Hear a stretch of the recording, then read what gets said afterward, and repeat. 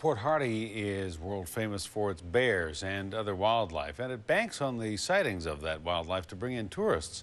But some people say the sightings are getting too close for comfort. Bears are venturing into one neighborhood in Port Hardy on almost a nightly basis, and people there are afraid it's just a matter of time before somebody gets hurt. Gord Kurbis has the story. See, so I just left it and put this here because he kept breaking it. I'd fix it. I fixed it 4 times and he'd break it. A Port Hardy couple is showing how a frequent visitor to their yard keeps leaving behind a trail of destruction. It's just a common occurrence here. What you try to do is just keep your garbage safe, out of the way, locked up.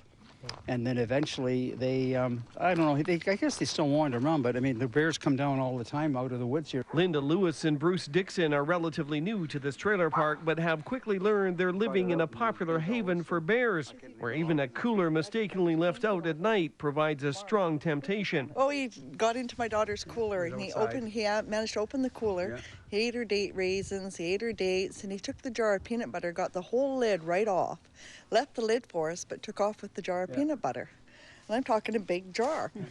The bears are getting into many people's garbage, hauling it away and then having picnics in the nearby forest. RCMP say human carelessness is the root of the problem. We all have a responsibility to look after our garbage, to put them in closed containers, not close to the house. Occasionally we'll have people who have garbage stored on a porch or something, and all of a sudden the bear will be up on the porch. While some are accepting the annual return of the bears as a fact of life here, others are becoming concerned the regular interaction with wildlife will end badly. Well, as kids, you know, seeing a black bear come out in the middle of the day like that, in the middle of the daylight, and there's lots of kids around here, out and playing and whatever. Kenneth McDonald says adding to the confusion is the conflicting responses locals get when they try to report the bears to authorities. He says he phones the wildlife, and he says phone the cops, and then when he phones the cops, tells him phone the wildlife. So no one seems to be wanting to do anything. That's right.